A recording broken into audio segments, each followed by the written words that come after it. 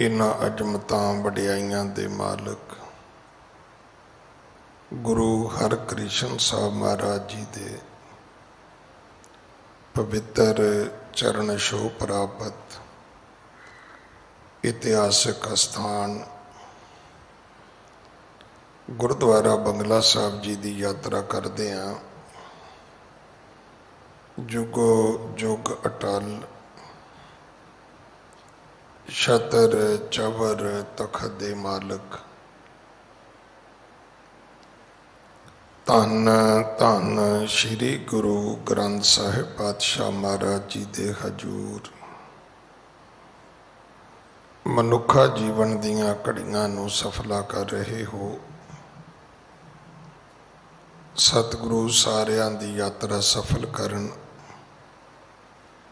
हुण समा है। गुरु दरबार दे निजम अनुसार गुरु इतिहास दी चल रही लड़ीवार कथा दा अपनियां मन बिरतियां एकाग्र करो। रसना पवित्र कर दे एक बार सारे उच्चारण करो जी सतनाम वाहे गुरु जी। ये इतिहास पहले पातशाह जाहर पीर जगत गुरु कल तारण आए श्री गुरु नानक देव महाराज जी का है। प्रसंग है रूम वलायत देश तो बाद जदों अगे सतगुरु गए ने तां उत्थे एक पापी राजा राज करदा सी। जदों भी कोई उहदे देश विच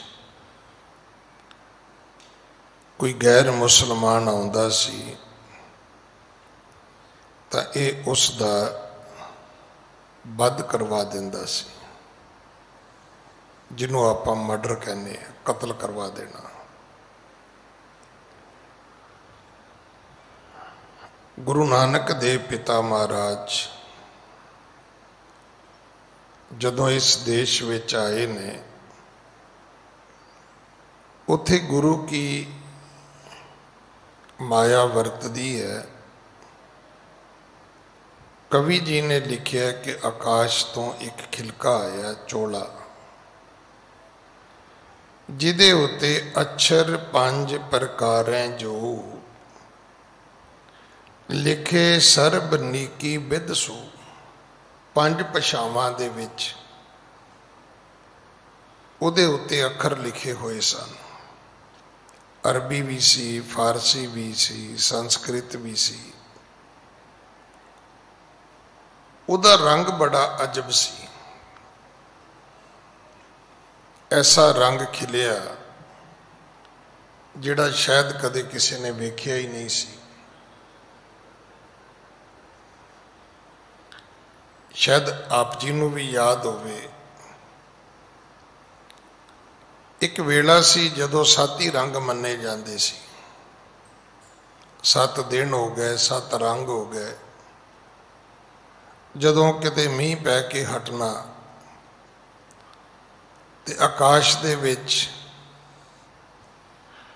एक बड़ी लंबी जी धारी नज़र आनी ते कहना भी आ जिहड़ी है ना ये 7 रंगी पींघ है। जां इउं कह लईए कि रंग जिहड़े सी वो 7 विच ही मुक जांदे सी। पर अज तुसीं जाओगे तो तुहाडे वास्ते ये मुश्किल हो जाएगा लभना कि दुनिया दे विच किन्ने रंग ने। ये ठीक है कि गुरु पिता जी ने 7 रंगां दा जिक्र नहीं किया, आख्या रंग सबे नारायणे। इत्थे रब दे कौतकां दा भी जिक्र है। गुरु नानक दे पिता जी ने जिहड़ा खिलका चोला पाया है उहदा बड़ा अजब रंग है। यही कारण सी कि लोगों ने जाके उस देश के राजे नूं दसिया कि राजा तुहाडे महलों के बाहर कुछ दरवेश बैठे ने और एक ऐसा है कि उन्हें जिहड़ा खिलका पाया है, जिहड़ा चोला पाया है, जिहड़ी पोशाक पाई है, उहदे उत्ते वखरियां वखरियां जिहड़ियां भाषा ने उन्हां दे अखर लिखे हुए ने। अज वो कहावत खत्म हो गई, पर अज तो 50 साल पहला बड़ी चलती सी कि काला अक्षर भैंस बराबर। अनपढ़ता बहुत सी। अज अनपढ़ता का युग नहीं है, अज उल्टा हो गया कि पढ़े लिखिया का युग है।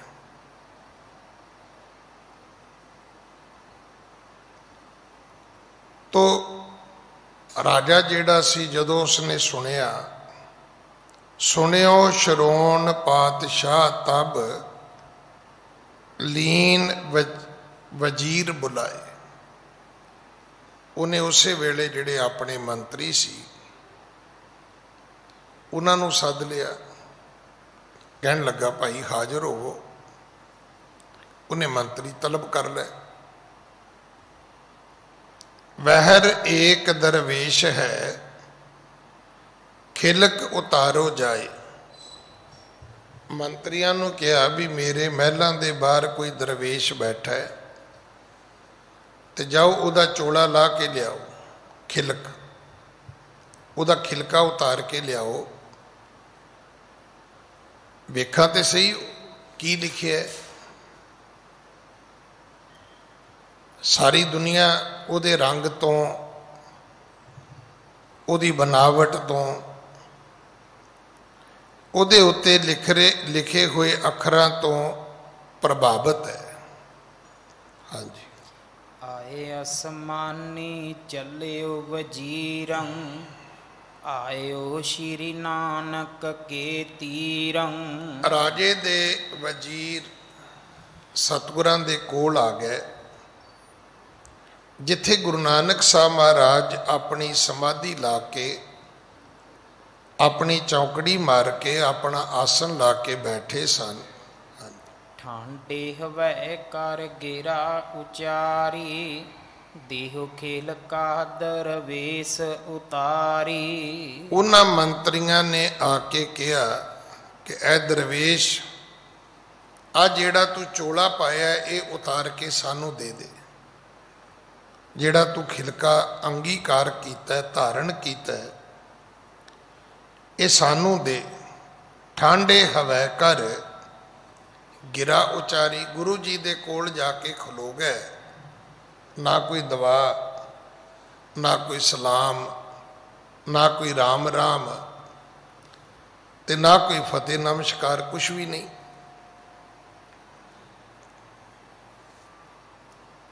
वो जाके खलो गए हाकमा वांग, ते उन्होंने अपने उस हुक्मरानी ढंग दे नाल ऑर्डर भी पास कर दिता कि दरवेश आ खिलका उतार के सानू दे। हाँ जी। पातशाह मंगवावत पासू, हुक्म न मोरो दे दुख रासू। एक खिलका राजे ने मंगाया है, उहदा हुक्म है। असी सारे उहदे हुक्म की तमील करन आए हैं, ते गलती ना करी। जे तू ये खिलका सानू नहीं दवेगा तो तैनू बहुत दुख सहारने पैणगे। इस देश के अंदर कोई बादशाह के हुक्मां की अदूली करे तो फिर वो कदे बख्शिया नहीं जाता। सुन कै श्री गुर बैण उचारे, जे उतरै तो लेहो उतारे। अगों गुरु नानक दे पिता महाराज जेड़े रब दे सरगुण रूप ने, क्योंकि रब वर्गे ने, जेड़े निरभाव भी ने, जेड़े निर्वैर भी ने। निरभाव ने, उन्होंने किसी का डर नहीं है। निर्वैर ने, उन्होंने किसी नाल दुश्मनी नहीं है। क्योंकि गुरबाणी का कथन यह है कि सब को मीत हम आपन कीना, हम सबना के साजन। भाई सारिਆਂ ਨੂੰ ਅਸੀਂ ਆਪਣੇ मित्र बनाया है, ते सारे जेड़े ने वो मेरे सज्जन ने। सतगुरु जी कहन लगे भाई उतरदा है तो उतार लो, जे तुहाडे राजे दा हुक्म है तो ठीक है। हाँ जी। मेल कर सबे उतारन आए, उतरे नहीं जोर बहुलाए। हुण जिन्ने अहलकार आए सन, उन्हां दे मतैहत मंत्रियां दे, जिन्ने को उन्हां दे बादशाह दे कोई करिंदे आए होणगे, उन्होंने उतारना शुरू कर दिता। जतन तो उन्होंने इवें किया जिमें कपड़ा ही है ना, भी ठीक है, एक बंदा कहता जी मैं नहीं कोट उतारदा तो तुसी उतार लो, तो दो आदमियों ने जाके उतार लिया। पर इत्थे कवि जी कहते हैं भी सारियां दा जोर लग गया, वो खिंचते ने ते वो खिलका वो चोला उतरदा नहीं। हाँ जी। खैंचे खिंचे न पाटे पट है, अचरज भय लोक सब लट हैं। हुण वो सारे लोग अचरज हो गए, हैरान हो गए भी ये की बनया। देखो कपड़े नूं उतारन दे दो तरीके हुंदे ने, एक हुंदा कि उन्होंने भली प्रकार उतार दिओ, ते दूजा होंदा भी नहीं उतरदा ते पाड़ के उतार दिओ। किस जेड़ा चोला है ये सानू पाड़ के उतार देना चाहिए। उन्होंने यतन किया कि जे आराम नाल नहीं उतरदा, सौखी तरह नहीं उतरदा, तो उन्होंने पाड़ के थले ला देना चाहिए, उतार देना चाहिए सतगुरु जी के शरीर तो कवि जी कहते हैं भी ना उतारिया उतरदा, ना पाड़िया पट वो पाटदा। जे फाड़दे ने तो फाड़िया नहीं जाता, उतारदे ने तो उतारिया नहीं जाता। शाह सुनी इस बिद सुध जब ही, कियो करोद बोलियो बच तब ही। अखीर वजीर एहलकार वापस चले गए। उन्होंने जाके राजे नूं दसिया जी भी असी जाके उन्होंने कहा सी भी भाई आ चोड़ा सानू दे दे, ते उन्हें ये तो नहीं कहा भी मैं नहीं दिंदा, वो कहता सी भी जे उतरदा है तो उतार लो। तो असी यतन किया, उतारिया साडे कोलों उतरिया नहीं, पाड़न का यतन किया साडे कोलों पाटा भी नहीं। जा मैं सब हिंदू के लक्षण, डोबो अब के जाए बिचक्षण। वो जेड़ा राजा सी वो गुस्से विच आ गया, कहन लगा फिर मैनू लगता है कोई चेटकी हिंदू है, कोई हिंदू है, ये जेड़ा कोई दरवेश आया है तो चेटकी है। चेटकी का अर्थ होंदा भी ये कोले कोई करामाता ने। कहन लगा कि मेरा हुक्म ये है कि या मैं सब हिंदू के लक्षण, डोबो अब के जाए विचक्षण। कहन लगा हुण तुसी इदां करो कि उन्हों पकड़ो और उन्हों पकड़ के जाके पानी विच डोब के मार दो, पानी सुट दो, जिउंदे नूं खत्म करो उसनूं। हाँ जी। सुन वजीर गुर टिग आयो, अत शहर इस कार सोए। वजीर ने सुनिया गुस्से विच राजे दा हुक्म सी, उन्हें आके अपने जिहड़े मतहत आदमी सन उन्होंने कहा भी बादशाह दा हुक्म जिहड़ा है उहदी तमील होवे, उसनूं लागू किया जाए। हाँ जी। गह गंभीर सरता बिखै डार दियो बहुलोए। इन्हां सारियां ने इकट्ठे होके गुरु नानक साहब नूं एक डूंगी नदी विच सुट दिता। हाँ जी। सो खिल का पीजत नह पयो कन को नीर न ताको छुएओ। वो जेड़ा खिलका सी वो तो भिजिया ही नहीं, उन्होंने पानी छोया ही नहीं। तो की होया कि कनका नीर न ताको छोयो, इं कह लो कि एक पानी का किनका, एक पानी की बूंद भी जिहड़ी है वो उस चोले नूं छोई नहीं, पानी ने चोले नूं टच ही नहीं किया। देखो ये सतगुरु की जिहड़ी कथा है ना, इनू जदों तुसीं सुनना है ये जरूर चेते रखना कि रब की कथा है। अगर ये नाल तुसीं कोई ज्ञान विज्ञान लैके बह जाओगे, कोई साइंस लैके बह जाओगे, कि होर पढ़ाई लिखाई दी कोई तुसीं अपनी किताब लैके बह जाओगे तो गल समझ नहीं आएगी। हुण ये गल सच है, अज वो युग सामने आ गया तुहाडे। अग तो लकड़ी तो अग दौड़ती है, कि ये गल सच है? क्या जैसी लकड़ आ चुकी है कि उन्होंने अग लगती नहीं?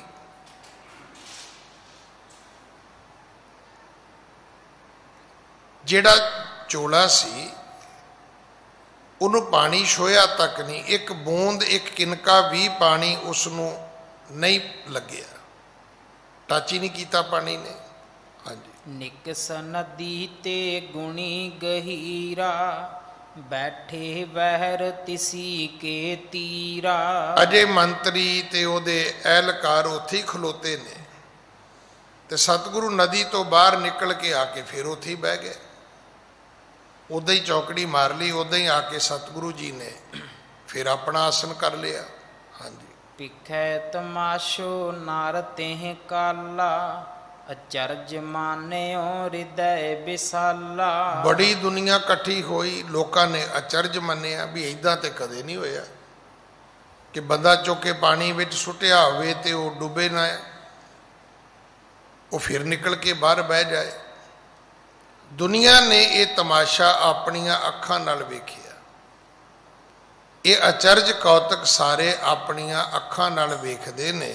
हाँ जी। पातशाह को खबर सुनाई बूढ़त नह बहु कीन उपाई। वजीर फिर दौड़ के गया, कहने लगा बादशाह ते पानी च डुबदा ही नहीं है।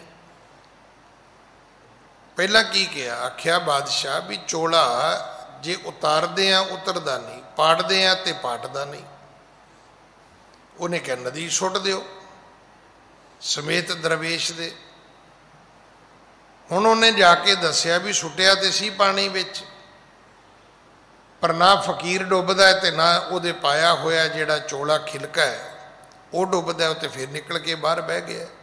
हाँ जी। शाह कहे पावक मह जारो ले काशट बहु ऊपर डारो। बादशाह कहन लगा आग च साड़ दिओ, पहला थले चिखा चिणो, बहुत सारिया लकड़ा थले जोड़ के उहदे उत्ते बिठा के उहदे उत्ते लकड़ा फिर चिण दित्तियां जाण ते अग ला के इसनूं साड़ दिता जाए। हाँ जी। सुन वजीर तब बहुर सिदारा काशट को बड लाए अंबारा। हुण वजीर ने फिर बादशाह का हुक्म मन्निया, लकड़ा मंगाईयां गईयां, बड़े लकड़ां दे ढेर इकट्ठे हो गए। हाँ जी।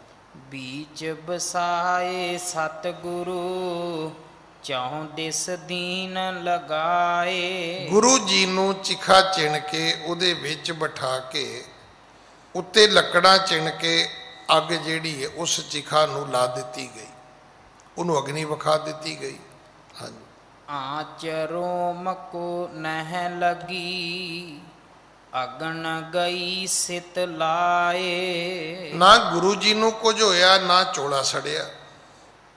अखीर अग ने अपने भांबड़ कढ़े, बल बुल के अग ठंडी हो गई। देखो अग का एक सुभाव तो है ना, जदों बलदी है तो बड़ी उच्ची उठती है, बड़िया बड़िया लाटां निकलदियां ने, पर अपना जोर लाउण तो बाद फिर तुसीं वेख्या भी उहदी जिहड़ी सुआह बनदी है, फिर वो बिल्कुल शीतल हो जाती है। ये जिहड़े साधु महात्मा सुआह मलदे सी ना, उहदा अर्थ तो इहो ही सी, पर हो उल्टा गया। ये भी एक अडंबर बन के रह गया। अग्नि ने अपना जोर ला लिया, अग मच के ठंडी हो गई, पर गुरु जी का वाल भी विंगा नहीं होया। हाँ जी। कासट पसम पाए तिस थाई, सतगुर बैठे बीच सुहाई। अग बल हटी, लकड़ां दी सुआह बन गई, गुरु जी चौकड़ी ला के समाधि ला के बैठे ने। हाँ जी। सुनी खबर को पापत शाहू, एहो फकीर चेट की आहू। जेड़ा राजा सी वो तो बड़ा ही क्रोधित होया, कहन लगा ये तो कोई चेटकी आदमी आ गया मेरे देश, ये अपनियां करामातां कर रहा है तो सारी मेरी प्रजा ही घुमा देगा। क्योंकि जिहड़ी दुनिया है ना, देखो इनू पढ़न की लोड़ है। इत्थे हर बंदे नूं यह भुलेखा भी दुनिया मेरे मगर है। तुसीं अपने इस मुल्क च वेखिया होएगा, किड्डे किड्डे राजे आए, भावें आपां आज़ाद हिंदुस्तान की गल करिए, किन्नियां पार्टियां दियां सरकारां आईयां, एक वेला ऐसा भी लग्या भी दूजे तो सारे खत्म हो गए, पर कुछ चिर पता लगा बाद विच भी ये खत्म हो गए, दूजे फिर वापस आ गए। मेरे एक मित्र सी, वो बड़ी सोहनी गल कहंदे हुंदे सी। वो कहंदे सी, पुत्तर ये सुसरी ते सियासतदान कहंदा ये धुप्पे पा दिओ ते सौं ते जाणगे, मरदे मुरदे कोई नहीं। कहंदे इन्हां ने फिर उठ पैना हुंदा। राजे नूं लग्या भी ये ते कोई चेटकी है, ये इदां दियां करामातां करेगा, जिहड़े लोग मेरे मगर तुरे फिरदे ने इहदे मगर लग जाणगे। देखो दुनिया का एक सुभाव है, दुनिया ने अपना बल्ब जगाना है तो जगना वो पावर नाल है। तो जिदे को पावर होएगी, इन्होंने अपना होल्डर चुकना है, तारा चुकनिया ने, तो उहदी सॉकेट च जाके फसाउणियां शुरू कर देनिया ने। एक बड़ा सोहना शब्द है कि हर आदमी अपना उल्लू सीधा करता है। गल तो ठीक है, हर व्यक्ति जिहड़ा है वो अपने ही उल्लू नूं सीधा करन ते लगा होया है। वो जिहड़ा उल्लू तार नाल लटकिया है ना, उन्होंने कोई नहीं सीधा करता। कदे वेख्या तुसीं भी तार नाल उल्लू लटके ने तो उत्थे बंदे पौड़ियां ला के लगे ने भी उल्लू सीधा करना है जी ना, वो सारी रात उत्थे लटकिया रहिंदा है। पर दुनिया ने अपना उल्लू सीधा करना शुरू किया है, जिथों हुंदा उत्थों ही कर लो। दुनिया किसी की पाबंद नहीं है, दुनिया किसी की जर खरीदी हुई नहीं है, ये तो घूम जाती है। राजा डर गया भी ये तो कोई चेटकी आ गया है मेरे देश, ये तो सारी प्रजा नूं घुमाएगा। हाँ जी। मम हदूर कर मारो अब ही, अस कह चल आयो टिग तब ही। हुण राजा आप उठिया, कहन लगा मैं चलदा, तो मेरे सामने कहन लगा इहदा कत्ल करो, इनू मारो, मेरी हाजरी विच इहदा सिर कलम कर दिओ, इहदा वध कर दिओ। हाँ जी। बहु पाहन के तरे दबायो, ਭਾਰ ਸਹਿਸ ਮਨ ਉਪਰ ਪਾਇਓ। ਕਹਿਣ ਲੱਗਾ ਪਹਿਲਾਂ ਇੰਜ ਕਰੋ ਕਿ ਇਹਦੇ ਉੱਤੇ ਪੱਥਰ ਜੋੜ ਦਿੱਤੇ ਜਾਣ, ਇਹਦੇ ਉੱਤੇ ਪੱਥਰਾਂ ਦਾ ਢੇਰ ਲਾ ਦਿੱਤਾ ਜਾਏ, ਆਪੇ ਪੱਥਰਾਂ ਵਿੱਚ ਦਬ ਕੇ ਮਰ ਜਾਏਗਾ। ਬਾਦਸ਼ਾਹ ਦਾ ਹੁਕਮ ਜਿਹੜਾ ਸੀ ਉਹ ਲਾਗੂ ਕਰ ਦਿੱਤਾ ਗਿਆ। ਹੁਣ ਲੋਕ ਜਿਹੜੇ ਨੇ ਉਹਨਾਂ ਨੇ ਪੱਥਰਾਂ ਦੇ ਅੰਬਾਰ ਲਾ ਦਿੱਤੇ, ਵੱਡੇ ਵੱਡੇ ਜਿਵੇਂ ਪਹਾੜ ਖੜੇ ਕਰੀਦੇ ਨੇ। ਹਾਂਜੀ, ਇਉਂ ਦਬਾਏ ਕਰ ਸਦਨ ਸਿਧਾਰੇ, ਅਬ ਮਰ ਜੈ ਹੈ ਬਚਨ ਉਚਾਰੇ। ਇਹ ਜਿਹੜੇ ਮੁਸਲਮਾਨ ਰਾਜੇ ਹੋਏ ਨੇ ਨਾ, ਇਹ ਇਹਨਾਂ ਦੀ ਸਭ ਤੋਂ ਆਖਰੀ ਜੁਗਤ ਹੈ ਕਿ ਕਿਸੇ ਬੰਦੇ ਦਾ ਸਿਰ ਕਲਮ ਕੀਤਾ ਜਾਏ, ਕਿਉਂਕਿ ਕਿਤੇ ਨਾ ਕਿਤੇ ਜਾ ਕੇ ਇਹਨਾਂ ਦੀ ਵੀ ਭਾਵਨਾ ਉਹੀ ਹੈ ਜਿਹੜੀ ਦੁਰਗਾ ਦੀ ਸੀ। ਉਹਨੇ ਕਹਿੰਦੇ ਜਦੋਂ ਰਾਖਸ਼ ਮਾਰੇ ਨੇ ਨਾ, ਤੇ ਉਹਦੇ ਹੱਥ ਵਿੱਚ ਦੋ ਚੀਜ਼ਾਂ ਸੀ। ਅਮੂਮਨ ਜਿਹੜੇ ਯੋਧੇ ਮਹਾਬਲੀ ਸੂਰਮੇ ਹੁੰਦੇ ਨੇ, ਉਹਨਾਂ ਦੇ ਹੱਥ ਵਿੱਚ ਵੀ ਦੋ ਚੀਜ਼ਾਂ ਹੁੰਦੀਆਂ ਨੇ, ਇੱਕ ਤਲਵਾਰ, ਇੱਕ ਢਾਲ। ਤਲਵਾਰ ਹੁੰਦੀ ਦੁਸ਼ਮਣ ਤੇ ਵਾਰ ਕਰਨ ਲਈ, ਢਾਲ ਹੁੰਦੀ ਹੈ ਦੁਸ਼ਮਣ ਦੇ ਵਾਰ ਨੂੰ ਰੋਕਣ ਲਈ, ਕਿ ਜਦੋਂ ਦੁਸ਼ਮਣ ਨੇ ਵਾਰ ਕੀਤਾ ਤੇ ਇਹਦਾ ਢਾਲ ਅੱਗੇ ਕਰ ਦਿੱਤੀ ਹੱਥ ਦੀ ਤਰ੍ਹਾਂ। ਉਹ ਖੱਬੇ ਹੱਥ ਜੀ ਫੜੀ ਹੁੰਦੀ ਹੈ, ਤੇ ਜਦੋਂ ਦੁਸ਼ਮਣ ਦਾ ਧਿਆਨ ਉਧਰ ਨੂੰ ਗਿਆ ਤੇ ਸੱਜੇ ਹੱਥ ਨਾਲ ਵਾਰ ਕੀਤਾ ਤੇ ਉਹਦਾ ਸਿਰ ਵੱਢ ਕੇ ਪਰੇ ਮਾਰਿਆ। ਦੁਰਗਾ ਦੇ ਕੋਲ ਵੀ ਦੋ ਸ਼ਸਤਰ ਸੀ, ਪਰ ਇੱਕ ਤਲਵਾਰ ਸੀ, ਇੱਕ ਖੱਪਰ ਸੀ। ਉਹਦੀ ਵੀ ਇਹੀ ਮਨੌਤ ਸੀ ਵੀ ਜਿੰਨੇ ਰਾਖਸ਼ ਮੈਂ ਮਾਰਾਂਗੀ ਤੇ ਉਹ ਰਾਖਸ਼ ਦੇ ਖੂਨ ਦੀਆਂ ਜਿੰਨੀਆਂ ਬੂੰਦਾਂ ਧਰਤੀ ਤੇ ਡਿੱਗਣਗੀਆਂ, ਉਹਨੇ ਰਾਖਸ਼ ਹੋਰ ਪੈਦਾ ਹੋਣਗੇ। ਇਸੇ ਕਰਕੇ ਕਹਿੰਦੇ ਨੇ ਵੀ ਇੱਕ ਰਾਖਸ਼ ਮਾਰਦੀ ਸੀ ਉਹ, ਤੇ ਖੱਪਰ ਦੇ ਵਿੱਚ ਉਹਦਾ ਖੂਨ ਪਾ ਕੇ ਪੀ ਜਾਂਦੀ ਸੀ, ਤਾਂ ਕਿ ਰਾਖਸ਼ ਜੰਮਣ ਹੀ ਨਾ। ਫਿਰ ਦੂਜਾ ਰਾਖਸ਼ ਮਾਰਦੀ ਸੀ। ਇਸਲਾਮ ਦੇ ਵਿੱਚ ਵੀ ਹੈ। ਸਭ ਤੋਂ ਪਹਿਲਾਂ ਇਹ ਗੁਰੂ ਅਰਜਨ ਸਾਹਿਬ ਤੇ ਲਾਗੂ ਕੀਤਾ ਗਿਆ। ਇਹਨੂੰ ਯਾਸ਼ਾ ਕਹਿੰਦੇ ਨੇ। ਜਿਵੇਂ ਆਪਾਂ ਸਾਡਾ ਹਿੰਦੁਸਤਾਨੀ ਸੰਵਿਧਾਨ ਹੈ ਵੀ ਇਹ ਧਾਰਾ 302 ਲੱਗ ਗਈ ਜੀ, 4 ਲੱਗ ਗਈ ਜੀ, 326 ਲੱਗ ਗਈ ਜੀ, 307 ਲੱਗ ਗਈ ਜੀ। ਹੁਣ ਜੀ ਇਹ ਬੰਦੇ ਨੂੰ ਸਜ਼ਾ ਹੋਏਗੀ, ਇਹਦੀ ਜ਼ਮਾਨਤ ਨਹੀਂ ਹੋਏਗੀ ਜੀ, ਇਹਨੂੰ ਫਾਂਸੀ ਹੋ ਜਾਏਗੀ ਜੀ, ਇਹਨੂੰ ਸਜ਼ਾਏ ਮੌਤ ਹੋਏਗੀ ਜੀ। ਫਿਰ ਅੱਗੇ ਹੁੰਦਾ ਵੀ ਇਹਨੂੰ ਸਜ਼ਾ ਦਿੱਤੀ ਜਾਂਦੀ, ਇਹਨੂੰ ਉਮਰ ਕੈਦ ਕਰ ਦਿੱਤਾ ਜਾਵੇ, ਇਹਨੂੰ ਟਿਲ ਡੈਥ, ਇਹਨੂੰ ਹੈਂਗ ਕਰ ਦਿੱਤਾ ਜਾਵੇ, ਫਾਂਸੀ ਦੇ ਦਿਓ। ਹੁਣ ਉਹਦੇ ਵਿੱਚ ਜਿਹੜੀ ਉਮਰ ਕੈਦ ਹੈ ਉਹਦੇ ਵਿੱਚ ਇੱਦਾਂ ਦੀਆਂ ਵੀ ਕੈਦਾਂ ਹੈਗੀਆਂ ਨੇ ਕਿ ਮਰਨ ਤੱਕ ਬੰਦਾ ਜੇਲ੍ਹ 'ਚ ਰਹੇਗਾ। ਇੱਕ ਉਮਰ ਕੈਦ ਹੈ ਜਿਹੜੀ 14 ਸਾਲ ਹੈ। 20 ਸਾਲ ਗਿਣਦੇ ਨੇ, 14 'ਚ ਮੁੱਕ ਜਾਂਦੀ ਹੈ। ਅਮੂਮਨ ਜਿਹੜੀ ਉਮਰ ਕੈਦ ਹੈ ਉਹ 20 ਸਾਲ ਹੈ, ਤੇ 20 ਸਾਲ ਦੇ ਵਿੱਚ ਛੁੱਟੀਆਂ ਛੱਟੀਆਂ ਪਾ ਕੇ ਉਹ ਪੂਰੇ ਜੇਕਰ ਦਿਨ ਕਰਨੇ ਹੋਣ ਤੇ 14 ਸਾਲ ਦੇ ਵਿੱਚ 6 ਸਾਲ ਛੁੱਟੀਆਂ ਤੇ ਬਾਕੀ ਦਿਨ ਵਿੱਚੋਂ ਕੱਟ ਜਾਂਦੇ ਨੇ। ਪਰ ਇੱਕ ਸਜ਼ਾ ਐਸੀ ਵੀ ਹੈ ਕਿ ਬੰਦਾ ਉਮਰ ਭਰ ਕੈਦ ਰਹੇਗਾ। ਉਮਰ ਭਰ ਕੈਦ ਦਾ ਅਰਥ ਹੈ ਵੀ ਇਹਦੀ ਜਿਹੜੀ ਮੌਤ ਹੈ ਉਹ ਵੀ ਜੇਲ੍ਹ ਵਿੱਚ ਹੋਏਗੀ।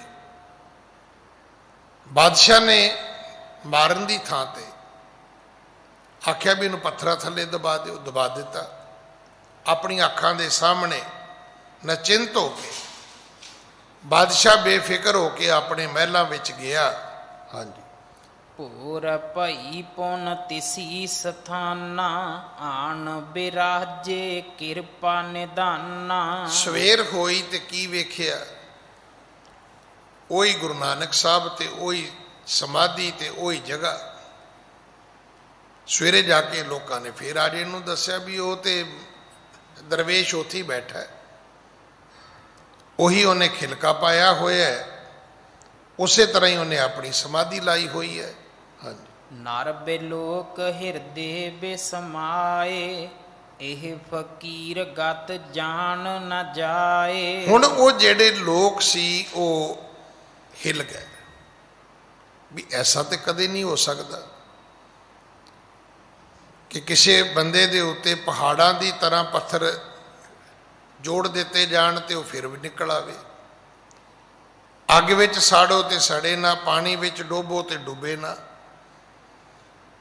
ਹੁਣ ਉਹ ਜਿਹੜੇ ਉਸ ਦੇਸ਼ ਦੇ ਲੋਕ ਸੀਗੇ, ਨਰਬ ਲੋਕ, ਹਿਰਦੇ ਬਿਸਮਾਏ ਇਹ ਫਕੀਰ ਗਤ ਜਾਣ ਨਾ ਜਾਏ। ਕਹਿੰਦੇ ਵੀ ਇਹਦਾ ਭਾਈ ਸਮਝ ਹੀ ਨਹੀਂ ਆ ਰਹੀ, ਇਹ ਕਿੱਦਾਂ ਦਾ ਫਕੀਰ ਹੈ, ਆਇਆ ਕਿੱਥੋਂ ਹੈ ਕੀ ਹੈ, ਕਰੇਗਾ ਕੀ, ਵੀ ਕੋਈ ਢੰਗ ਤਰੀਕੇ ਦੇ ਵਿੱਚ ਇਹ ਮਰੇਗਾ ਹੀ ਨਹੀਂ। ਅਗਰ ਇਹਨੂੰ ਮੌਤ ਨਹੀਂ ਆ ਸਕਦੀ ਤੇ ਫਿਰ ਇਹ ਹੈ ਕੌਣ ਹੈ? ਬੰਦਾ ਹੈ, ਰੱਬ ਹੈ। ਹਾਂਜੀ। ਪਾਤਸ਼ਾਹ ਕੇ ਜਾਏ ਅਗਾਰੀ, ਸੁਧ ਮਾਨਵ ਨੈ ਤਬੇ ਉਚਾਰੀ। ਬਾਦਸ਼ਾਹ ਨੂੰ ਦੱਸਿਆ ਗਿਆ ਵੀ ਰਾਜਾ ਤੂੰ ਤੇ ਘਰ ਆ ਕੇ ਸੁੱਤਾ ਹੈ ਰਾਤ ਨਚਿੰਤ ਹੋ ਕੇ, ਤੇ ਉਹ ਜਿਹੜਾ ਚੇਟਕੀ ਫਕੀਰ ਹੈ ਉਹ ਤੇ ਉੱਥੇ ਹੀ ਬੈਠਾ। ਰਾਜੇ ਨੇ ਸੁਣੀ ਤੇ ਰਾਜਾ ਵੀ ਬੜਾ ਪਰੇਸ਼ਾਨ ਹੋਇਆ ਵੀ ਇਹ ਕੀ, ਮੈਂ ਤੇ ਆਪਣੀਆਂ ਅੱਖਾਂ ਦੇ ਸਾਹਮਣੇ ਉਹਨੂੰ ਮਾਰ ਕੇ ਆਇਆ, ਇੰਨੇ ਪੱਥਰ ਜੋੜ ਦਿੱਤੇ ਨੇ ਸੀ ਕਿ ਬੰਦਾ ਨਿਕਲ ਹੀ ਨਹੀਂ ਸਕਦਾ। ਹਾਂਜੀ। ਜਹ ਸਾਥੀ ਜੁਗ ਤੇਹ ਥਾਂ ਬੈਸਾ, ਚਕਰਿਤ ਭਇਓ ਬੈਨ ਸੁਣ ਐਸਾ। ਕਹਿਣ ਲੱਗਾ ਜੀ ਉਹ ਕੱਲਾ ਨਹੀਂ, ਉਹਦੇ ਸਾਥੀ ਵੀ ਉੱਥੇ ਹੀ ਬੈਠੇ ਨੇ। ਜਿੱਥੇ ਸਾਥੀ ਬੈਠੇ ਸੀ ਉਹ ਫਿਰ ਆ ਕੇ ਵਾਪਸ ਉੱਥੇ ਬਹਿ ਗਏ। ਹੁਣ ਬਾਦਸ਼ਾਹ ਜਿਹੜਾ ਸੀ ਉਹ ਚੱਕਰਤ ਹੋਇਆ, ਘੁੰਮ ਗਿਆ ਵੀ ਕੋਈ ਮੇਰੇ ਵਾਸਤੇ ਕੋਈ ਆਫਤ, ਮੇਰੇ ਵਾਸਤੇ ਕੋਈ ਮੁਸੀਬਤ ਲੈ ਕੇ ਤਾਂ ਨਹੀਂ ਆਇਆ। ਇਹ ਹੋ ਕੀ ਰਿਹਾ ਹੈ, ਕੀ ਬਣੇਗਾ? ਹਾਂਜੀ। ਜਾਂ ਖੁਦਾਏ ਕਿਆ ਭਇਓ ਸਿਰਾਰਾ, ਮੰਤਰਨ ਮਿਲ ਕਰ ਕੀਨ ਉਚਾਰਾ। ਜਾਂ ਖੁਦਾਏ ਕਿਆ ਭਇਓ ਸਿਰਾਰਾ, ਮੰਤਰਨ ਮਿਲ ਕਰ ਕੀਨ ਉਚਾਰਾ। ਯਾ ਖੁਦਾਏ ਕਿਆ ਭਇਓ ਸਿਰਾਰਾ। ਕਹਿਣ ਲੱਗਾ ਹੇ ਖੁਦਾ ਇਹ ਕੀ ਆਫਤ ਆ ਗਈ ਮੇਰੇ ਦੇਸ਼ ਵਿੱਚ। ਮੰਤਰਨ ਮਿਲ ਕਰ ਕੀਨ ਉਚਾਰਾ। ਹੁਣ ਇਹ ਜਿਹੜੇ ਸਾਰੇ ਮੰਤਰੀ ਸੀ ਉਹ ਇਕੱਠੇ ਹੋਏ ਵੀ ਭੇਦ ਹੈ ਕੀ ਹੈ।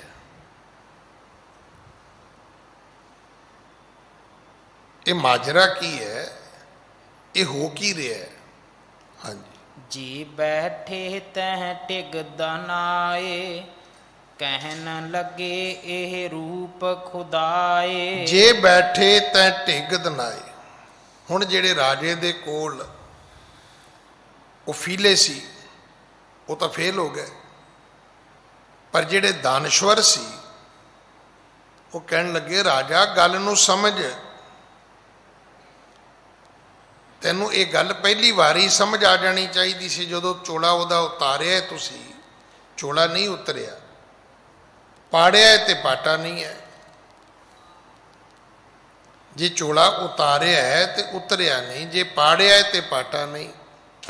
ਹਾਂਜੀ। ਔਰਨ ਮਹਿ ਅਜਮਤ ਨਹਿ ਏਤੀ, ਤਿਹ ਪਦ ਪੂਜੋ ਸ਼ਰਦਾ ਸੇਤੀ। ਜੇ ਬੈਠੇ ਤੈ ਢਿੱਗ ਦਨਾਏ। ਜਿਹੜੇ ਬਾਦਸ਼ਾਹ ਦੇ ਕੋਲ ਦਾਨਸ਼ਵਰ ਬੰਦੇ ਬੈਠੇ ਸੀ ਕਹਿਣ ਲੱਗੇ ਰਾਜਾ ਤੈਨੂੰ ਗੱਲ ਨਹੀਂ ਸਮਝ ਆਉਂਦੀ। ਕਹਿਣ ਲੱਗੇ ਇਹ ਰੂਪ ਖੁਦਾਏ। ਕਹਿਣ ਲੱਗੇ ਕੋਈ ਰੱਬ ਦਾ ਰੂਪ ਬੰਦਾ ਹੀ, ਇਹ ਕੋਈ ਆਮ ਆਦਮੀ ਨਹੀਂ ਹੈ। ਇਸ ਕਰਕੇ ਔਰਨ ਮੈਂ ਅਜਮਤ ਨੈ ਏਤੀ, ਬੰਦੇ ਵਿੱਚ ਇੰਨੀ ਕਰਾਮਾਤ ਨਹੀਂ ਹੋ ਸਕਦੀ। ਹੁੰਦੀ ਹੈ, ਬੰਦਿਆਂ ਵਿੱਚ ਕਰਾਮਾਤ ਹੁੰਦੀ ਹੈ। ਥੋੜੇ ਬਹੁਤੇ ਨਾਟਕ ਚੇਟਕ ਲੋਕ ਕਰਦੇ ਹੀ ਨੇ। ਕਿਸੇ ਨੇ 10ਵੇਂ ਦੀਵਾਰ 'ਚ ਸਵਾਸ ਰੋਕ ਲੈ, ਕੋਈ ਥੋੜਾ ਬਹੁਤਾ ਧਰਤੀ ਤੋਂ ਉੱਡ ਕੇ ਵਿਖਾ ਦਿੱਤਾ ਕਿਸੇ ਨੇ। ਇਹ ਕਥਾ ਆਪਾਂ ਸੁਣ ਬੈਠੇ ਆ। ਸਿੱਧ ਲੋਕ, ਜੋਗੀ ਲੋਕ ਉੱਡੇ ਸੀ ਤੇ ਗੁਰੂ ਨਾਨਕ ਸਾਹਿਬ ਨੇ ਆਪਣੀ ਖੜਾਂ ਭੇਜੀ ਵੀ ਉਹ ਜਿਵੇਂ ਹੁੰਦਾ ਨਾ ਭੇਡਾਂ ਬੱਕਰੀਆਂ ਵਗ ਜਦੋਂ ਖਿੱਲਰ ਜਾਏ ਤੇ ਫਿਰ ਜਿਹੜਾ ਆਜੜੀ ਹੁੰਦਾ ਉਹ ਫਿਰ ਡੰਡਾ ਫੜ ਕੇ ਸਾਰੇ ਵੱਗ ਨੂੰ ਇਕੱਠਾ ਕਰਦਾ, ਗਾਵਾਂ ਨੂੰ, ਮੱਝਾਂ ਨੂੰ, ਭੇਡਾਂ ਨੂੰ, ਬੱਕਰੀਆਂ ਨੂੰ। ਮਹਾਰਾਜ ਨੇ ਖੜਾ ਭੇਜੀ, ਆਖਿਆ ਵੀ ਜਾ ਸਾਰੇ ਇਕੱਠੇ ਕਰਕੇ ਲਿਆ। ਤੇ ਜਦੋਂ ਉਹਨਾਂ ਦੇ ਸਿਰ 'ਚ ਵੱਜੀ ਤੇ ਉਹ ਜਿਹੜੇ ਵੱਡੇ ਵੱਡੇ ਸਿੱਧ ਜੋਗੀ ਸੀ ਆ ਕੇ ਬਹਿ ਗਏ ਆਰਾਮ ਨਾਲ, ਸ਼ਰਮਿੰਦੇ ਹੋਏ, ਕਿਉਂਕਿ ਵਾਪਸ ਵੀ ਮੁੜੇ ਤੇ ਕੁੱਟ ਵੀ ਖਾਣੀ ਪਈ। ਸ਼ਰਮਿੰਦਗੀ ਤੇ ਇਸ ਗੱਲ ਦੀ ਹੈ ਨਾ। ਦੇਖੋ ਨਾ, ਬੱਚੇ ਨੂੰ ਮਾਂ ਨੇ ਕਿਹਾ ਕਾਕਾ ਮੈਂ ਤੈਨੂੰ ਕਿਹਾ ਵਾਪਸ ਮੁੜਿਆ, ਉਹ ਨਹੀਂ ਮੁੜਿਆ। ਤੇ ਜਦੋਂ ਮਾਂ ਨੇ ਧਾਪੜਤਾ, ਜੋ ਥੋੜੀ ਜਿਹੀ ਭੁਗਤ ਸਵਾਰਤੀ ਤੇ ਵਾਪਸ ਆ ਗਿਆ, ਫਿਰ ਜਿਹੜੇ ਘਰ 'ਚ ਬਾਕੀ ਨਿਆਣੇ ਹੁੰਦੇ ਨੇ ਨਾ, ਉਹ ਫਿਰ ਟੇਢਾ ਟੇਢਾ ਵੇਂਦੇ ਨੇ ਤੇ ਉਹਨੂੰ ਕਹਿੰਦੇ ਨੇ ਵੀ ਹੁਣ ਚੰਗਾ ਰਿਹਾ, ਵੀ ਜਦੋਂ ਤੈਨੂੰ ਮਾਂ ਕਹਿੰਦੀ ਸੀ ਮੁੜਿਆ ਤੂੰ ਉਦੋਂ ਹੀ ਮੁੜ ਆਉਣਾ, ਵੀ ਹੁਣ ਜਦੋਂ ਮਿੱਟੀ ਝੜ ਗਈ ਹੁਣ ਮੁੜ ਆਇਆ। ਤੋ ਸਿੱਧ ਜੋਗੀ ਵੀ ਜਿਹੜੇ ਸੀ ਉਹ ਆਪਣੀ ਮਿੱਟੀ ਚੜਾ ਕੇ ਮੁੜੇ ਸੀ। ਇੱਥੇ ਦਾਨਸ਼ਵਰ ਲੋਕਾਂ ਨੇ ਰਾਜੇ ਨੂੰ ਕਿਹਾ, ਰਾਜਾ ਇਹੋ ਜਿਹੀ ਸ਼ਕਤੀ ਖੁਦਾ ਵਿੱਚ ਹੁੰਦੀ ਹੈ, ਬੰਦਿਆਂ ਵਿੱਚ ਨਹੀਂ ਹੁੰਦੀ। ਇਹ ਬੰਦੇ ਨਹੀਂ, ਇਹ ਖੁਦਾ ਦਾ ਰੂਪ ਨੇ। ਹਾਂਜੀ। ਔਰਨ ਮਹਿ ਅਜਮਤ ਨਹਿ ਏਤੀ, ਤੇਹ ਪਦ ਪੂਜੋ ਸ਼ਰਦਾ ਸੇਤੀ। ਤੇਹ ਪਦ ਪੂਜੋ ਸ਼ਰਦਾ ਸੇਤੀ। ਔਰਨ ਮੈਂ ਅਜਮਤ ਨ ਏਤੀ, ਨਹੀਂ ਬਾਕੀਆਂ ਵਿੱਚ ਇੰਨੀ ਅਜਮਤ ਨਹੀਂ ਹੈ, ਕਰਾਮਾਤ ਨਹੀਂ ਹੈ। ਇਸ ਕਰਕੇ ਰਾਜਾ, ਇਸ ਤੋਂ ਪਹਿਲਾਂ ਅਜੇ ਤੱਕ ਤੇ ਹਾਲਾਤ ਇਹ ਨੇ ਵੀ ਤੂੰ ਜ਼ੁਲਮ ਕਰਦਾ ਹੈ ਤੇ ਉਹ ਤੇਰੇ ਜ਼ੁਲਮ ਨੂੰ ਟਾਲ ਦਿੰਦਾ ਹੈ। ਇਹ ਤਾਂ ਇੱਦਾਂ ਹੀ ਹੋਇਆ ਨਾ, ਵੀ ਜਿਵੇਂ ਤੁਸੀਂ ਗੋਲੀ ਚਲਾਈ, ਉਹਨੇ ਆਪਣੇ ਆਪ ਨੂੰ ਬਚਾ ਲਿਆ। ਤੁਸੀਂ ਡਾਂਗ ਮਾਰੀ, ਉਹਨੇ ਆਪਣੇ ਆਪ ਨੂੰ ਬਚਾ ਲਿਆ। ਤੁਸੀਂ ਤਲਵਾਰ ਮਾਰੀ, ਉਹਨੇ ਆਪਣੇ ਆਪ ਨੂੰ ਬਚਾ ਲਿਆ। ਤੁਸੀਂ ਧੱਕਾ ਮਾਰਿਆ, ਉਹਨੇ ਆਪਣੇ ਆਪ ਨੂੰ ਸੰਭਾਲ ਲਿਆ। ਉਹ ਦਾਨਸ਼ਵਰ ਕਹਿਣ ਲੱਗੇ ਵੀ ਜੇ ਇਹਨੇ ਕੁਝ ਕਰਤਾ ਫਿਰ ਕੀ ਕਰੇਗਾ? ਉਹਨੇ ਤੇ ਤੇਰੇ ਵਾਰ ਸਹਾਰ ਲੈ, ਪਰ ਜੇ ਉਹਨੇ ਵਾਰ ਕਰ ਦਿੱਤਾ ਤੇਰਾ ਬਚਣਾ ਕੁਝ ਨਹੀਂ। ਇਹ ਗੱਲ ਸ਼ਾਇਦ ਸਾਨੂੰ ਸਮਝ ਨਹੀਂ ਆਉਂਦੀ। ਰਾਜੇ ਨੂੰ ਡਰਾਇਆ ਉਹਨਾਂ ਦਾਨਸ਼ਵਰ ਲੋਕਾਂ ਨੇ, ਕਹਿਣ ਲੱਗੇ ਬਚ ਜਾ, ਇਹ ਕੋਈ ਖੁਦਾ ਹੈ, ਕੋਈ ਖੁਦਾ ਦਾ ਰੂਪ ਹੈ। ਕਰ ਉਪਾਏ ਤੁਮ ਸਭ ਤੇ ਪਦ ਪੂਜੋ ਸ਼ਰਦਾ ਸੇਤੀ, ਔਰਨ ਮੈਂ ਅਜਮਤ ਨ ਏਤੀ। ਕਹਿਣ ਲੱਗੇ ਸਾਡੀ ਸਲਾਹ ਤੇ ਇਹ ਹੈ ਕਿ ਹੁਣ ਦੇਰੀ ਨਾ ਕਰ, ਵਿਲੰਬ ਨਾ ਕਰ, ਇਸ ਤੋਂ ਪਹਿਲਾਂ ਕਿ ਉਹ ਆਪਣੀ ਸ਼ਕਤੀ ਦੀ ਵਰਤੋਂ ਕਰੇ। ਕਹਿਣ ਲੱਗਾ ਜਾ ਜਾ ਕੇ ਉਹਦੇ ਪੈਰਾਂ ਦੀ ਪੂਜਾ ਕਰ। ਔਰ ਇਹ ਵੀ ਕਿੱਡੀ ਸੋਹਣੀ ਗੱਲ ਸਮਝਣ ਵਾਲੀ ਹੈ। ਵੇਖੋ ਪੂਜੇ ਪੈਰ ਹੀ ਜਾਂਦੇ ਨੇ, ਕਦੇ ਕਿਸੇ ਦਾ ਸਿਰ ਨਹੀਂ ਪੂਜਿਆ ਕਿਸੇ ਨੇ। ਹਾਲਾਂਕਿ ਸਿਰ ਉੱਚਾ ਹੈ, ਤਿਲਕ ਜਦੋਂ ਲੱਗਦਾ ਹੈ ਉਹ ਮੱਥੇ ਤੇ ਲੱਗਦਾ ਹੈ, ਤਾਜ ਜਦੋਂ ਟਿਕਦਾ ਸਿਰ ਤੇ ਟਿਕਦਾ।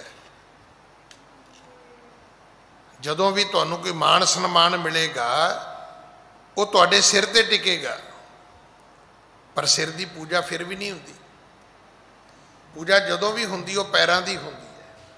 ਦਾਨਸ਼ਵਰਾਂ ਨੇ ਕਿਹਾ, ਕਹਿਣ ਲੱਗੇ ਜਾ ਜਾ ਕੇ ਰਾਜੇ ਦੀ ਪੂਜਾ ਕਰ। ਹਾਂਜੀ। ਕਰ ਉਪਾਏ ਤੁਮ ਸਭ ਪਚਹਾਰੇ, ਮਾਰਿਓ ਮਰਤ ਨਾ ਕਿਸੀ ਪ੍ਰਕਾਰੇ। ਕਰ ਉਪਾਏ ਤੁਮ ਸਭ ਪਚਹਾਰੇ, ਤੂੰ ਸਾਰੇ ਯਤਨ ਕਰ ਲਏ ਨੇ, ਤੂੰ ਥੱਕ ਗਿਆ, ਉਹਨਾਂ ਦਾ ਹੋਇਆ ਕੁਛ ਨਹੀਂ ਹੈ। ਮਾਰਿਓ ਮਰਤ ਨਾ ਕਿਸੀ ਪ੍ਰਕਾਰੇ, ਵੇਖ ਉਹ ਤੇਰੇ ਮਾਰਿਆ ਮਰਿਆ ਨਹੀਂ, ਤੇਰੇ ਕੋਲ ਕੋਈ ਹੋਰ ਸ਼ਕਤੀ ਤੋਂ ਵੀ ਵਰਤ ਕੇ ਵੇਖ ਲੈ। ਚਲੋ ਸਾਡੀ ਗੱਲ ਤੂੰ ਨਾ ਮੰਨ, ਜੇ ਤੇਰੇ ਕੋਲ ਕੋਈ ਹੋਰ ਉਪਚਾਰ ਹੈਗਾ, ਪਾਣੀ 'ਚ ਡੋਬਣ ਤੋਂ, ਅੱਗ 'ਚ ਸਾੜਨ ਤੋਂ, ਪੱਥਰਾਂ ਵਿੱਚ ਦਬਾਉਣ ਤੋਂ, ਕੋਈ ਚੌਥਾ ਪੰਜਵਾਂ ਹੋਰ ਤਰੀਕਾ ਹੈਗਾ ਤੇ ਫਿਰ ਉਹ ਵਰਤ ਲੈ, ਨਹੀਂ ਤੇ ਜਾ ਕੇ ਉਹਦੇ ਚਰਨਾਂ ਦੀ ਪੂਜਾ ਕਰ। ਹਾਂਜੀ। ਹੋਏ ਅਧੀਨ ਗਹੋ ਪਦ ਜਾਈ, ਖਤਾ ਲਿਹੋ ਆਪਣੀ ਬਖਸ਼ਾਈ। ਜਾ ਰਾਜਾ ਆਪਣੀ ਭੁੱਲ ਬਖਸ਼ਾ ਲੈ, ਉਹਦੇ ਪੈਰਾਂ ਤੇ ਢਹਿ ਪੈ। ਹੋਏ ਅਧੀਨ ਗਹੋ ਪਦ ਜਾਈ, ਇੱਥੇ ਪਦ ਦਾ ਅਰਥ ਹੈ ਪੈਰ, ਚਰਨ। ਉਹਦੇ ਅੱਗੇ ਜਾ ਕੇ ਢਹਿ ਪੈ, ਉਹਦੇ ਅੱਗੇ ਜਾ ਕੇ ਲੰਮਾ ਪੈ ਜਾ। ਉਹਦੇ ਚਰਨ ਪਕੜ ਲੈ, ਆਪਣੀ ਭੁੱਲ ਬਖਸ਼ਾ ਲੈ। ਹੁਣ ਭੁੱਲ ਬਖਸ਼ਾਉਣ ਦਾ ਤਰੀਕਾ ਹੀ ਇਹ ਹੈ, ਕਿਸੇ ਦੀ ਬਾਹਾਂ ਮਰੋੜ ਕੇ ਤੇ ਭੁੱਲ ਨਹੀਂ ਬਖਸ਼ਾਈ ਜਾ ਸਕਦੀ। ਵੀ ਕਿਸੇ ਦੇ ਹੱਥ ਮਰੋੜ ਲਓ ਜੀ, ਬਾਂਹ ਮਰੋੜ ਲਓ ਜੀ, ਧੌਣ ਮਰੋੜ ਲਓ ਜੀ, ਤੁਹਾਨੂੰ ਕਹੋ ਵੀ ਕਰ ਮੈਨੂੰ ਮਾਫ, ਬਖਸ਼ ਮੇਰੀ ਭੁੱਲ। ਨਹੀਂ, ਭੁੱਲ ਤੇ ਜਦੋਂ ਵੀ ਤੁਸੀਂ ਬਖਸ਼ਾਉਣੀ ਹੈ ਕਿਸੇ ਦੇ ਚਰਨਾਂ ਤੇ ਢਹਿ ਕੇ ਬਖਸ਼ਾਉਣੀ ਹੈ। ਮਾਫੀ ਮੰਗਣ ਦਾ ਤਰੀਕਾ ਕਿਸੇ ਦੇ ਪੈਰਾਂ ਨੂੰ ਜਾ ਕੇ ਪਕੜੋ, ਤਾਂ ਜਾ ਕੇ ਤੁਹਾਡੀ ਮਾਫੀ ਹੋਏਗੀ। ਹਾਂਜੀ।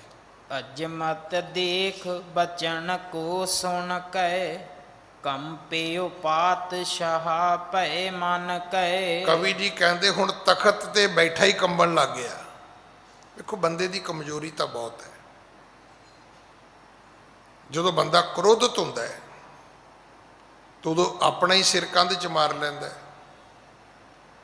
ਤੇ ਜਦੋਂ ਭੈ ਭੀਤ ਹੁੰਦਾ ਹੈ ਤੁਸੀਂ ਵੇਖਿਆ ਹੋਏਗਾ ਕਿ ਬੰਦਾ ਖੁਦ ਹੀ ਕੰਬਣ ਲੱਗ ਜਾਂਦਾ ਹੈ।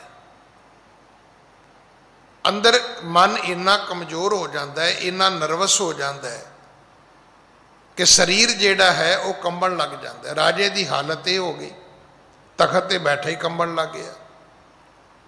ਮਨ ਜਿਹੜਾ ਸੀ ਉਹ ਭੈ ਭੀਤ ਹੋ ਗਿਆ, ਡਰ ਗਿਆ ਮਨ। ਹਾਂਜੀ। ਬਹੁਤ ਅਵਗਿਆ ਕੀਨੀ ਮੋਹੀ, ਸਰਬ ਬੁਲਾਇਤ ਗਰਕ ਨਾ ਹੋਹੀ। ਹੁਣ ਰਾਜਾ ਸੋਚਦਾ ਹੈ ਕਿ ਮੇਰੇ ਤੋਂ ਇੱਕ ਨਹੀਂ, ਦੋ ਨਹੀਂ, ਤਿੰਨ ਨਹੀਂ, ਮੇਰੇ ਕੋਲ ਤਾਂ ਬੜੀਆਂ ਭੁੱਲਾਂ ਹੋ ਗਈਆਂ। ਗੱਲ ਤੇ ਦਾਨਸ਼ਵਰਾਂ ਦੀ ਠੀਕ ਹੈ ਕਿ ਤੇਰੇ ਕੀਤੇ ਨਾਲ ਤੇ ਉਹਦਾ ਵਿਗੜਿਆ ਕੁਝ ਨਹੀਂ। ਉਹ ਸੁਣਿਆ ਨਾ ਤੁਸੀਂ, ਉਹ ਕਹਿੰਦੇ ਮਰੂਤੀ ਟਰੱਕ 'ਚ ਵੱਜੇ ਨਾ ਤੇ ਟਰੱਕ ਦਾ ਜਾਂਦਾ ਕੁਝ ਨਹੀਂ, ਪਰ ਜੇ ਕਿਤੇ ਟਰੱਕ ਮਰੂਤੀ 'ਚ ਵੱਜ ਗਿਆ ਤਾਂ ਉਹਦਾ ਲੱਭਣਾ ਕੁਝ ਨਹੀਂ। ਜਿਹੜੇ ਰੱਬ ਦੇ ਫਕੀਰ ਹੁੰਦੇ ਨੇ ਨਾ, ਅਸੀਂ ਉਹਨਾਂ ਲੋਕਾਂ 'ਚ ਵੱਜਦੇ ਹਾਂ, ਉਹਨਾਂ ਦਾ ਜਾਂਦਾ ਕੁਝ ਨਹੀਂ, ਪਰ ਜਿੱਦਣ ਉਹ ਵੱਜਦੇ ਨੇ ਸਾਡਾ ਲੱਭਦਾ ਕੁਝ ਨਹੀਂ। ਫਿਰ ਹੁਣ ਰਾਜਾ ਸਿਰ ਤੋਂ ਲੈ ਕੇ ਪੈਰਾਂ ਤੱਕ ਕੰਬਣ ਲੱਗ ਗਿਆ, ਕਹਿਣ ਲੱਗਾ ਇੰਨੀਆਂ ਭੁੱਲਾਂ ਹੋਈਆਂ ਨੇ, ਅਗਰ ਏਡੀ ਤਾਕਤ ਵਾਲਾ ਇਹ ਪੁਰਖ ਹੈ ਤੇ ਇਹਦੇ ਤੇ ਇੱਕ ਸ਼ਬਦ ਨਾਲ ਦੁਨੀਆ ਗਰਕ ਹੋ ਸਕਦੀ ਹੈ। ਦੇਖੋ ਅਸੀਂ ਹਰ ਚੀਜ਼ ਨੂੰ ਨਾ ਸਾਇੰਸ ਵਿੱਚ ਪਾਉਂਦੇ ਹਾਂ, ਗਿਆਨ ਵਿਗਿਆਨ ਵਿੱਚ ਪਾਉਂਦੇ ਹਾਂ। ਮੈਂ ਤਾਂ ਬਹੁਤ ਵਾਰੀ ਬੇਨਤੀ ਕੀਤੀ ਵੀ ਧਰਮ ਦਾ ਗਿਆਨ ਵਿਗਿਆਨ ਸਾਇੰਸ ਨਾਲ ਨਾ ਤੇ ਕੋਈ ਤੋਲ ਹੈ ਤੇ ਨਾ ਹੀ ਕੋਈ ਝਗੜਾ ਹੈ। ਗਲਤੀ ਇੱਥੇ ਹੋ ਗਈ ਸਾਡੀ। ਮੈਂ ਤੇ ਬਹੁਤ ਵਾਰੀ ਬੇਨਤੀ ਕੀਤੀ ਵੀ ਨਾਸਾ ਹੈ, ਕਦੇ ਤੁਸੀਂ ਸੁਣਿਆ ਵੀ ਨਾਸਾ ਜਿਹੜਾ ਉਹ ਰੱਬ ਦੀ ਖੋਜ ਕਰ ਰਿਹਾ ਜਾਂ ਰੱਬ ਦੀ ਬਰਾਬਰੀ ਕਰ ਰਿਹਾ? ਨਾਸਾ ਵਾਲੇ ਕੀ ਕਰ ਰਹੇ ਨੇ? ਉਹ ਕੁਦਰਤ ਫਰੋਲ ਰਹੇ ਨੇ। ਉਹਨਾਂ ਨੂੰ ਤੇ ਕਾਦਰ ਦਾ ਅਜੇ ਨਾਂ ਤੱਕ ਨਹੀਂ ਪਤਾ ਵੀ ਕਾਦਰ ਦਾ ਨਾਂ ਕੀ ਹੈ। ਉਹ ਕਦੇ ਚੰਦਰਮਾ ਵੱਲ ਭੱਜਦੇ ਨੇ, ਕਦੇ ਮੰਗਲ ਵੱਲ ਭੱਜਦੇ ਨੇ, ਕਦੇ ਸ਼ੁੱਕਰ ਵੱਲ ਭੱਜਦੇ ਨੇ, ਕਦੇ ਸੂਰਜ ਵੱਲ ਭੱਜਦੇ ਨੇ, ਕਦੇ ਤਾਰਿਆਂ ਵੱਲ ਭੱਜਦੇ ਨੇ। ਅਜੇ ਇਹ ਚੈਪਟਰ ਤੇ ਉਹਨਾਂ ਸ਼ੁਰੂ ਹੀ ਨਹੀਂ ਕੀਤਾ ਜਿਹੜਾ ਅਸੀਂ ਪੋਥੀਆਂ ਖੋਲ੍ਹ ਕੇ ਬੈਠੇ ਹਾਂ। ਇਹ ਜਿੰਨੀ ਚਰਚਾ ਹੋ ਰਹੀ ਹੈ, ਜਿੰਨੀ ਖੋਜ ਹੋ ਰਹੀ ਹੈ, ਇਹ ਕੁਦਰਤ ਦੀ ਹੈ, ਕਰਤੇ ਦੀ ਨਹੀਂ ਹੈ, ਕਾਦਰ ਦੀ ਨਹੀਂ ਹੈ। ਰੱਬ ਦੀ ਤਾਂ ਅਜੇ ਗੱਲ ਹੀ ਨਹੀਂ ਸ਼ੁਰੂ ਹੋਈ। ਮੈਂ ਤਾਂ ਨਹੀਂ ਕੋਈ ਸਾਇੰਟਿਸਟ ਵੇਖਿਆ ਜਿਹੜਾ ਰੱਬ ਨੂੰ ਚੈਲੰਜ ਕਰਨ ਵਾਸਤੇ ਤੁਰਿਆ ਹੋਵੇ। ਅਜੇ ਤੇ ਰੱਬ ਨੂੰ ਪੜ੍ਹਨ ਵਾਸਤੇ ਲੋਕ ਤੁਰੇ ਨੇ। ਤੋ ਜਿੰਨਾ ਕੁ ਉਹਨਾਂ ਨੂੰ ਸਮਝ ਆ ਜਾਂਦਾ ਹੈ ਫਿਰ ਉਹ ਬਹਿ ਕੇ ਉੱਥੇ ਤਾੜੀਆਂ ਤੂੜੀਆਂ ਮਾਰ ਲੈਂਦੇ ਨੇ, ਖੁਸ਼ ਹੋ ਲੈਂਦੇ ਨੇ ਵੀ ਚਲੋ ਇੰਨੀ ਕੁ ਗੱਲ ਸਾਨੂੰ ਹੋਰ ਸਮਝ ਆ ਗਈ ਹੈ। ਰਾਜਾ ਡਰ ਗਿਆ, ਦਾਨਸ਼ਵਰਾਂ ਨੇ ਡਰਾ ਦਿੱਤਾ ਕਿ ਅਗਰ ਇਹ ਫਕੀਰ ਨੇ ਕੁਝ ਬੋਲ ਦਿੱਤਾ ਤੇ ਇਹ ਤਾਂ ਪੂਰੀ ਵਲਾਇਤ ਗਰਕ ਹੋ ਜਾਏਗੀ। ਸ਼ਾਇਦ ਸਾਨੂੰ ਨਹੀਂ ਪਤਾ ਕਿ ਇੱਕ ਫਕੀਰ ਦੇ ਬੋਲਣ ਦੇ ਵਿੱਚ ਕਿੰਨੀ ਸ਼ਕਤੀ ਹੈ।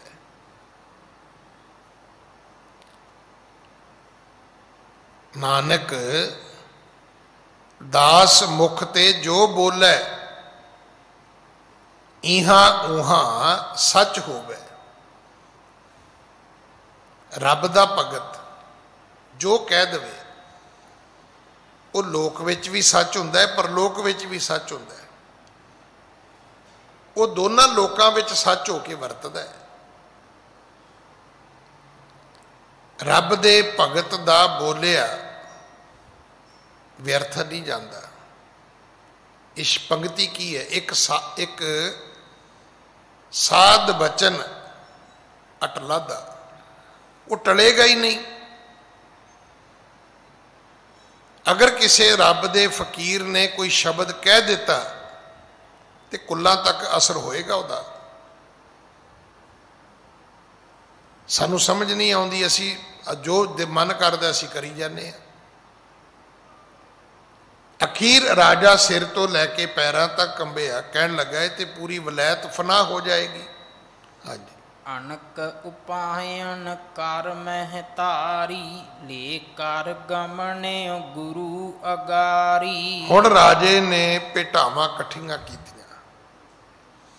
ਦੇਖੋ, ਪੂਜਣ ਜਾਓਗੇ ਤੁਹਾਡੀ ਮਨ ਦੀ ਅਵਸਥਾ ਹੋਰ ਹੋਗੀ, ਤੁਹਾਡੇ ਹੱਥਾਂ ਦੀਆਂ ਭੇਟਾਵਾਂ ਹੋਰ ਹੋਣਗੀਆਂ। ਤੁਸੀਂ ਮਾਰਨ ਜਾਓਗੇ ਤੁਹਾਡੇ ਮਨ ਦੀ ਅਵਸਥਾ ਹੋਰ ਹੋਏਗੀ, ਤੁਹਾਡੇ ਹੱਥ ਦੇ ਸ਼ਸਤਰ ਵੀ ਹੋਰ ਹੋਣਗੇ।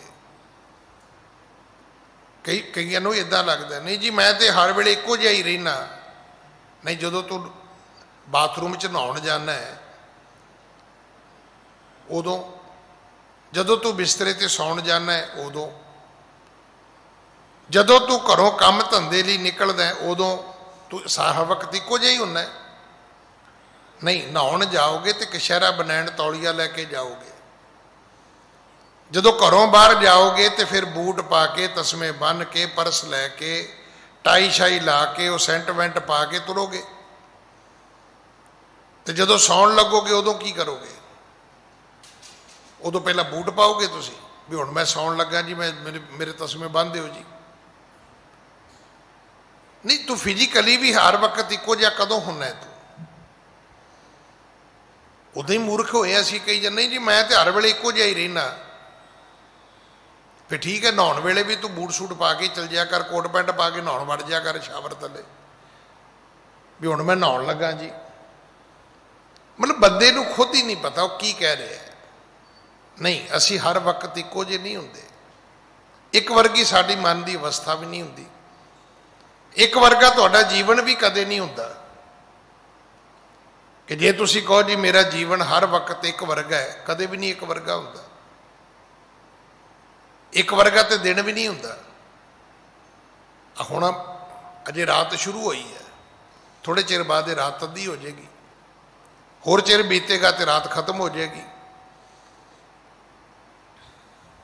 ਤੁਹਾਡੇ 'ਚ ਕਿਸੇ 'ਚ ਹਿੰਮਤ ਹੈ ਵੀ ਤੁਸੀਂ ਰਾਤ ਨੂੰ ਇੱਥੇ ਫੜ ਕੇ ਖੜੇ ਹੋ ਜਾਓ? ਨਹੀਂ, ਹਰ ਚੀਜ਼ ਬਦਲਦੀ ਹੈ, ਹਰ ਚੀਜ਼ ਚਲਾਏਮਾਨ ਹੈ। ਹਾਂਜੀ। ਮੇਚਕ ਰੰਗ ਮਹਾ ਜਿਸ ਕੇਰੋ, ਭੈ ਕਰ ਕਹਿ ਮਨ ਦੀਨ ਕਨੇਰੋ। ਰਾਜੇ ਦਾ ਰੰਗ ਗੂੜਾ ਕਾਲਾ ਸੀ, ਮੇਚਕ ਸੀ, ਤੇ ਡਰ ਗਿਆ। ਹੁਣ ਕਾਲੇ ਰੰਗ ਦਾ ਆਦਮੀ ਜੇ ਡਰ ਜਾਏ ਤੇ ਹੁਣ ਉਹਦੇ ਰੰਗ ਦੀ ਕਿਹੜੀ ਭਾਵ ਬਣੇਗੀ? ਬੜੇ ਖੌਫ ਵਿੱਚ ਗ੍ਰਸਤ, ਬੜੀਆਂ ਬੜੀਆਂ ਭੇਟਾਵਾਂ ਲੈ ਕੇ ਰਾਜਾ ਗੁਰੂ ਦੇ ਚਰਨਾਂ ਵਿੱਚ ਆਇਆ ਹੈ। ਹਾਂਜੀ। ਆਏ ਚਰਨ ਪੰਕਜ ਲਪਟਾਇਓ, ਹਾਥ ਬੰਦ ਕੈ ਬਚਨ ਅਲਾਇਓ। ਹੁਣ ਆਉਂਦਿਆਂ ਸਾਰ ਗੁਰੂ ਦੇ ਚਰਨਾਂ ਤੇ ਢਹਿ ਪਿਆ। ਆਇਆ ਪਹਿਲਾਂ ਵੀ ਸੀ,